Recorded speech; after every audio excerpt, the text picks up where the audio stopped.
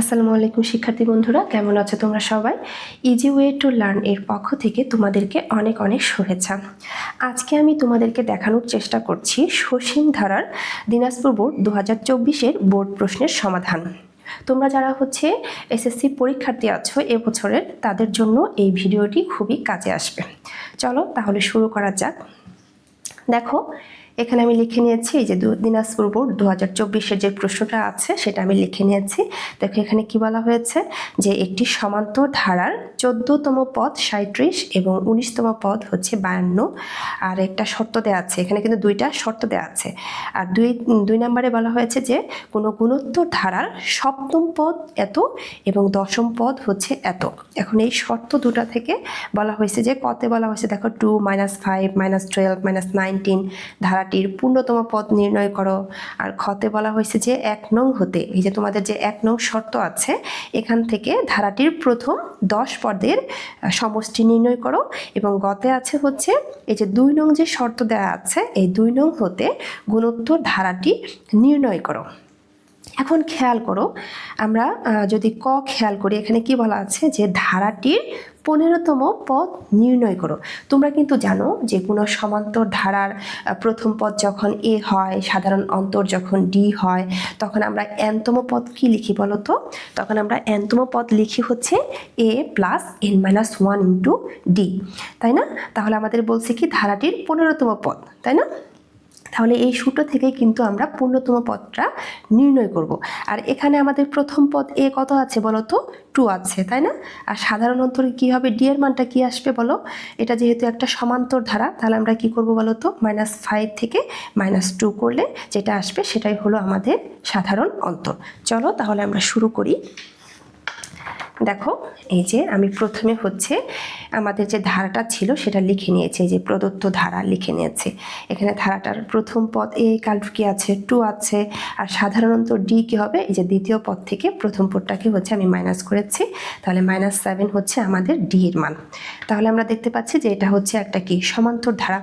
এখন সমান্তর ধারার আমরা জানি কি যে সমান্তর ধারার nতম পদ = কি? a + n-1 × d। এখন আমাদের বের করতে বলছে কি, দেখো তো, যে সমান্তর ধারাটির 15তম পদ। তাহলে আমি লিখেছি, সুতরাং ধারাটির 15তম পদ = যেখানে n আছে, n এর জায়গায় আমাদের 15 বসবে। দেখো a + 15-1 × d, তাহলে a + 15 থেকে 1 গেলে 14 হয়েছে, 14d। এখন a এর মান আমাদের কি আছে? দেখো a এর মান আছে আমাদের এই যে 2, এই যে a এর মানটা বসাই দিছি +14, d এর মানটা -7, এই যে -7 বসাই দিছি। এখন দেখো 2, তাহলে এখানে কি হবে? প্লাসে মাইনাসে মাইনাস, আর কি 7কে 14 দিয়ে গুণ করলে 98 আসে। এখন -98 থেকে +2 যদি আমরা বাদ দিই, তাহলে আমাদের আসে -96। তার মানে আমাদের 15তম পদের মান চলে আসছে -96। এটাই হলো আমাদের অ্যান্সার। তাহলে আমাদের ক ডান। এবার দেখো খতে কি বলা আছে, দেখো যে 1 নং হতে ধারাটির প্রথম 10 পদের সমষ্টি নির্ণয় করো। তার মানে আমাদের যে এখানে দুইটা শর্ত আছে, একে একটা শর্ত আছে, দুইয়ে একটা শর্ত আছে। এই 1 নং শর্ত থেকে আমাদের এখন প্রথম 10 পদের সমষ্টি নির্ণয় করতে হবে। তাহলে 1 নং শর্ত কি? দেখো একটি সমান্তর ধারার 14তম পদ দেয়া আছে এবং কততম পদ দেয়া আছে? এবং 19তম পদ দেয়া আছে। এখান থেকে আমরা 10 পদের সমষ্টি নির্ণয় করব। দেখো, তাহলে আমি ধরে নিলাম যে সমান্তর ধারার প্রথম পদ এ এবং সাধারণ অন্তর কি ডি। এখন আমরা কি জানি যে সমান্তর ধারার nতম পদ = a + n-1 × d। তাহলে দেখো তো আমাদের 1 নং শর্তে কি আছে? সমান্তর ধারার 14তম পদ। তাহলে এখন আমি কি লিখব? সুতরাং সমান্তর ধারাটির 14তম পদ = a + 14-1 × d = a + 13d। আবার কি আছে? সমান্তর ধারার 19তম পদ। তাহলে আমি লিখে নিয়েছি, এবং সমান্তর ধারার 19তম পদ = a + 19-1 × d = a + 18d। এখন খেয়াল করো, এই যে সমান্তর ধারার 14তম পদ এবং 19তম পদ, এই দুইটার কিন্তু হচ্ছে মান দেয়া আছে। দেখো 14তম পদের মান আছে 37 আর 19তম পদের মান আছে 52, যার জন্য আমরা লিখে নিয়েছি যে প্রশ্ন মতে এটার মান হচ্ছে কি 37 এবং 19তম পদের যে মান 52, এটা এই যে লিখে নিয়েছি। একটা সমীকরণ 1 দিয়েছি, একটা সমীকরণ 2 দিয়েছি। ঠিক আছে, এবার আমাদের যেটা করতে হবে সেটা হলো, দেখো এই যে আমাদের হচ্ছে 2 নং যে সমীকরণটা আছে, এই 2 নং সমীকরণ থেকে 1 নং সমীকরণটাকে হচ্ছে আমরা বিয়োগ করব। দেখো এই যে আমি লিখেছি 2 নং হতে 1 নং বিয়োগ করে পাই। তাহলে 2 নং আমাদের কি ছিল, a প্লাস 18d, এই যে a প্লাস 18d, এই যে আমি লিখেছি। তারপরে মাইনাস দিয়ে এই যে a প্লাস 13d ছিল। ঠিক আছে, এখন দেখো a প্লাস 18d এর পর যেহেতু মাইনাস আছে, তাই a প্লাস 13dটা কিন্তু আমার a মাইনাস 13d হয়ে গেছে। ঠিক আছে, ইকুয়াল টু এই যে 52 মাইনাস 37। এখন দেখো তাহলে এখানে কি হয়, এই যে এখানে দেখো এই যে এটা হচ্ছে প্লাসে, এটা হচ্ছে মাইনাসে, এটা হচ্ছে আমি কেটে দিলাম। তাহলে আমার 18d থেকে যদি 13d যায় তাহলে আমার থাকে কি 5d, R 5d equal to কত, 52 থেকে 37 বাদ দিলে থাকে হচ্ছে 15। তাহলে d ইকুয়াল টু কী হবে, 5 এখানে হচ্ছে গুণ আকারে আছে, তাই এখানে কি ভাগ হয়ে গেছে। সুতরাং d এর মানটা কি আসলো, d এর মানটা হচ্ছে 3 আসছে। এখন দেখো আমরা যেহেতু d এর মান পেয়ে গেছি, এখন আমাদের কি লাগবে, a এর মান লাগবে, তাই না? তার জন্য আমি কি করব, দেখো এই যে d এর মানটা আছে, এটা হচ্ছে আমি 1 নং সমীকরণে বসিয়ে দেব। দেখো 1 নং সমীকরণ আমাদের কি ছিল, a plus 13d equal to 37। তাহলে দেখো যে a প্লাস 13 ইন্টু এই যে d এর মান কত পাইছি, দেখো 3, তাই আমি লিখেছি a plus 13 into 3 equal to 37। বা এ ইকুয়াল টু কী হবে, এই দেখো এটা কিন্তু আমি একবারে লিখে নিয়েছি। ঠিক আছে, 13কে হচ্ছে 3 দিয়ে যদি তোমরা গুণ করো তাহলে হচ্ছে 39 হয়, আর 39টা কিন্তু আমার বাম পাশে ছিল, তাই না? এটা আমি যখন ডান পাশে নিয়ে আসবো তখন কিন্তু এটা মাইনাস হয়ে যাবে, প্লাস 39টা মাইনাস 39 হয়ে যাবে। আমি একবারে লিখে দিয়েছি এ ইকুয়াল টু 37 মাইনাস 39, সুতরাং এ ইকুয়াল টু কি -2। এখন আমরা কিন্তু ডি এর মানটাও পেয়েছি, তারপর হচ্ছে এর মানটাও পেয়েছি। এখন খেয়াল করো আমাদের ক্ষতে কি বলছে, যে 1 নং হতে ধারাটির প্রথম 10 পদের সমষ্টি নির্ণয় করো। এখন সমষ্টির সূত্রটা কিন্তু আমাদের লিখতে হবে। দেখো আমি লিখেছি যে সমান্তর ধারার প্রথম n সংখ্যক পদের সমষ্টি ইকুয়াল টু হচ্ছে n/2 2a plus n-1 into D. তাহলে ধারাটির প্রথম 10টি পদের সমষ্টি কি হবে, n এর জায়গায় হচ্ছে 10 বসবে, তাই না? দেখো 10/2 2a প্লাস 10-1 ইন্টু ডি। তাহলে 2 দিয়ে যদি আমি 10কে ভাগ করি তাহলে এখানে আমার থাকে হচ্ছে 5, এই যে আমি 5টা লিখেছি। তারপর 2 ইন্টু এর মানটা বসাইছি, দেখো এর মান হচ্ছে আমাদের -2, এই যে বসাইছি। তারপর হচ্ছে প্লাস 10 থেকে 1 গেলে থাকে 9 ইন্টু দিয়ে ডি এর মানটা হচ্ছে আমি বসিয়ে দিয়েছি। ডি এর মান কত আছে, দেখো 3 আছে। তাহলে এখানে 5, তারপর হচ্ছে কি হবে 2 দুগুণে 4, যেহেতু এখানে -2 আছে তাহলে এই জন্য -4 প্লাস 3 নং 27। তাহলে 5 ইন্টু প্লাস 27 থেকে -4 গেলে থাকে হচ্ছে 23। তাহলে 23কে 5 দিয়ে গুণ করলে আসে হচ্ছে আমাদের 115। তাহলে দেখো আমাদের বের হয়ে গেছে যে সুতরাং নির্ণেয় সমান্তর ধারাটির প্রথম 10টি পদের সমষ্টি হচ্ছে 115। তাহলে দেখো আমাদের কিন্তু খ হয়ে গেছে। এখন দেখো আমরা দেখব যে গ আমরা কিভাবে করব। গতে কি বলা আছে, দেখো 2 নং হতে গুণোত্তর ধারাটি নির্ণয় করো। তার মানে এখন কিন্তু আমরা 2 নং শর্তটা খেয়াল করব। দেখো 2 নং শর্তে কি বলছে, যে কোনো গুণোত্তর ধারার সপ্তম পদ দেয়া আছে এবং দশম পদ দেয়া আছে। তাহলে আমরা কি করব, দেখো তো আমরা হচ্ছে এখানে হচ্ছে লিখে নিয়েছি যে ধরি গুণোত্তর ধারার প্রথম পদ হচ্ছে এ এবং সাধারণ অনুপাত হচ্ছে কি আর।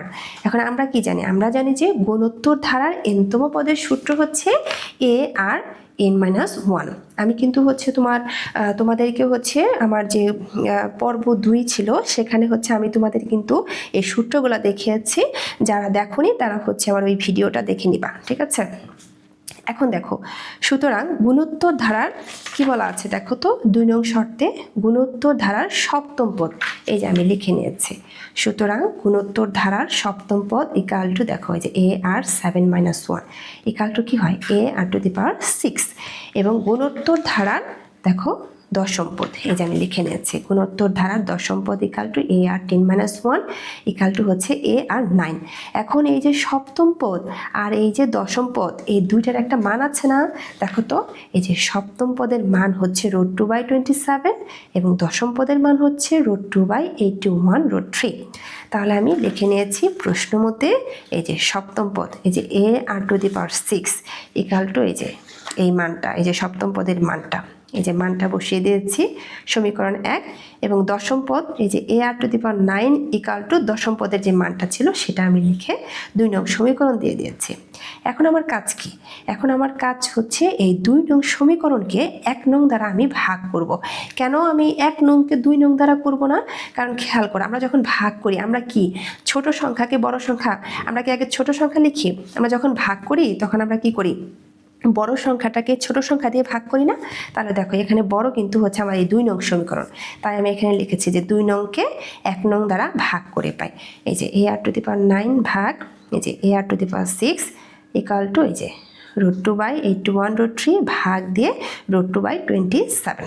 এখন কাজ কি দেখো, এই এ কাটা যায়, তাহলে এখানে এ r to the power 9/8 A r to the power 6 মানে কি a r to the power 9 - 6 equal to কি হয় আর টু দি পাওয়ার 3, এই যে r to the power 3 equal to দেখো √2/81√3 ইন্টু দিয়ে আমি কি করছি, এটা হচ্ছে আমি উল্টিয়ে দিয়েছি। যখন ভাগটা গুণ আকারে আমরা লিখি তখন কিন্তু নিচের যে সংখ্যাটা থাকে সেটা উল্টে যায়। দেখো এই যে 27 যেখানে হর ছিল এখন এটা লব হয়ে গেছে আর লবেরটা হর হয়ে গেছে। এখন দেখো খেয়াল করো, বা আর কিউব ইকাল টু, তোমরা যখন ক্যালকুলেটরে এই মানটা বসাবা তখন তোমাদের আসবে যেরকম একটা মান 1/3√3। তাহলে বা দেখো এখানে কিন্তু আমার আর কিউব আছে, তাই আমার এই সংখ্যাটাকেও হচ্ছে আমার কিউব আকারে লিখতে হবে, ঠিক আছে? তাহলে আর কিউব ইকাল টু এখানে আছে কি 1/3√3, তার মানে √3কে আমরা এভাবে লিখতে পারি 1/√3³ এটার মানেও কিন্তু দেখাচ্ছে যে 1/√3 কয়টা আছে বলো তো, 1/√3 হচ্ছে 3টা আছে, ঠিক আছে? এই দেখো এটাকে আমি হচ্ছে এইভাবে লিখে নিয়েছি। তাহলে আর ইকাল টু 1/√3। এখন দেখো আমাদের কিন্তু হচ্ছে আর এর মানটা কিন্তু হচ্ছে আমাদের চলে আসছে। এখন আমরা কি করব বলো তো, এই যে আর এর মানটা আছে এটা হচ্ছে আমরা এই যে আমাদের 1 নং সমীকরণ এখানে হচ্ছে বসিয়ে দেব। দেখো এই যে আর এর মান 1 নংয়ে বসিয়ে পাই, তাহলে 1 নং সমীকরণ আমার কি ছিল, এই যে a r to the power 6 equal to √2/27, এই যে এ ইন্টু এখানে দেখো আর এর মান কি আসছে 1/√3 two the power 6 equal two √2 হচ্ছে 27। এখন দেখো বা এ ইন্টু 1/√3 টু দি পাওয়ার 6কে তোমরা যখন ক্যালকুলেটরে বসাবা তখন হচ্ছে এই 1/27 এই মানটাই আসবে ইকাল টু √2/27, তার মানে কি a/27 ইকাল টু √2/27। তাহলে এখানে হচ্ছে উভয় পক্ষ থেকে আমরা যদি 27কে বাদ দিয়ে দিই তাহলে এখানে কি আসে a ইকাল টু √2। এটাকে তোমরা লিখতে পারো যে উভয় পক্ষকে হচ্ছে 27 দ্বারা হচ্ছে আমরা গুণ করে পাই, এটাও লিখতে পারো, কিংবা সরাসরি এরকম a দিয়ে √2 লিখতে পারো, কোনো ব্যাপার না। তাহলে দেখো এই যে আমার এর মানটা চলে আসছে, তাহলে এর মানটা আমার কি, এর মানটা হচ্ছে আমরা জানি যে গুণোত্তর ধারার প্রথম পদকে আমরা কি ধরেছিলাম বলো তো, গুণোত্তর ধারার প্রথম পদকে আমরা এ ধরে নিয়েছিলাম না বলো তো? তাহলে গুণোত্তর ধারার প্রথম পদ কিন্তু আমাদের এ, তাহলে এর মান কিন্তু চলে আসছে √2। এখন গুণোত্তর ধারার আমাদের nতম পদের একটা সূত্র ছিল না, এ আর n-1, তাহলে প্রথম পদ মানে কি, আর এর মান কিন্তু হচ্ছে 1 বোঝায়। তোমরা বলতে পারো যে এখানে কিভাবে এ আসে, দেখো তাহলে আমি যদি এখানে মান বসাই এ আর 1 - 1, এখন আমার কি হয় এই 1 কি কাটা যায় না, তাহলে এ আর টু দি পাওয়ার কি 0 আসে না, তার মানে কি এ ইন্টু আর টু দি পাওয়ার 0 মানে হচ্ছে 1 ইকাল টু কি এ। এই দেখো তাহলে গুণোত্তর ধারার প্রথম পদ এ ইকাল টু √2 আসছে। এখন যদি আমি গুণোত্তর ধারার দ্বিতীয় পদ বের করতে চাই তাহলে আমি কি বলবো, ওই একইভাবে লেখো এ আর n-1 দ্বিতীয় পদ, তার মানে কি এ আর 2 - 1 ইকাল টু কি a r to the power 1, R A r to the পাওয়ার 1 মানে কি এ আর, এই দেখো আমি এখানে এটাই লিখেছি এই যে, তাহলে এ আর, তাহলে এ এর মানটা কত √2, আর আর এর মানটা কি 1/√3 ইকুয়াল টু √2/√3। তাহলে গুণোত্তর ধারার তৃতীয় পদ কী হবে, ওই যে এ আর 3 - 1, তার মানে কি এ আর স্কোয়ার। এখন এ এর মান বসাও √2, আর এর মান বসাও 1/√3 স্কোয়ার ইকুয়াল টু কী হয়, এখানে দেখো এটা কিন্তু আমি হচ্ছে একটু একবার লিখেছি, এখন √2 তার মানে কি √2 ইন্টু এখানে কি এই যে স্কোয়ার আর রুট এই দুইটা হচ্ছে কাটা যায়, থাকে কি 1/3 ইকুয়াল টু √2/3, এই যে এটাই আমি লিখেছি। তারপরে চতুর্থ পদ কী হবে, এ আর 4 - 1 ইকুয়াল টু কি এ আর কিউব। এখন এর মানটা আমি বসালাম, আর এর মান বসায় কিউব করলাম। এখন এটার মানে কি বলো তো, এই যে এটার মানে কি, এটার মানে হচ্ছে √2 ইন্টু 1/3 তাই না, এই যে তার মানে ইকুয়াল টু কী হয়, উপরে √2 আর নিচে 3√3, এই যে এটাই আমি লিখেছি। তাহলে দেখো আমাদের কিন্তু এখানে বলেছে কি যে 2 নং হতে গুণোত্তর ধারাটি নির্ণয় করো। তার মানে আমাদের গুণোত্তর ধারার সূত্র কী ছিল, গুণোত্তর ধারার সূত্র ছিল না যে a plus a r plus a r square plus a r cube plus dot dot dot, তার মানে এই যে দেখো এই যে, তাহলে আমাদের মান চলে আসছে এই যে। তাহলে গুণোত্তর ধারাটা কী হবে, এর মান কি এই যে √2, এই যে √2 প্লাস এ আর এর মান কী পাইছি, যে এ আর এর মান পাইছি হচ্ছে √2/3 প্লাস এ আর স্কোয়ারের মান কী পাইছি দেখো √2/3 প্লাস হচ্ছে এ আর কিউবের মান কী পাইছি √2/3 প্লাস এইভাবে যাবে, ঠিক আছে। তার মানে যে এখানে আমি চতুর্থ পদ বের করছি, এরপরে পঞ্চম ষষ্ঠ সপ্তম যাই করো না কেন এইভাবে চলতে থাকবে। তাহলে আমার এটাই হলো নির্ণেয় গুণোত্তর ধারা। আশা করি হচ্ছে তোমরা এই যে আমাদের যে বোর্ড প্রশ্নটা আছে এটা তোমরা হচ্ছে বুঝতে পেরেছ। পরবর্তীতে আমি তোমাদেরকে আরও অন্য একটি বোর্ড করানোর চেষ্টা করব। তোমাদের যদি হচ্ছে আমার এই ভিডিওটি ভালো লেগে থাকে অবশ্যই হচ্ছে তোমরা আমার চ্যানেলটিকে সাবস্ক্রাইব করবে এবং বন্ধুদের সাথে শেয়ার করবে। ধন্যবাদ সবাইকে।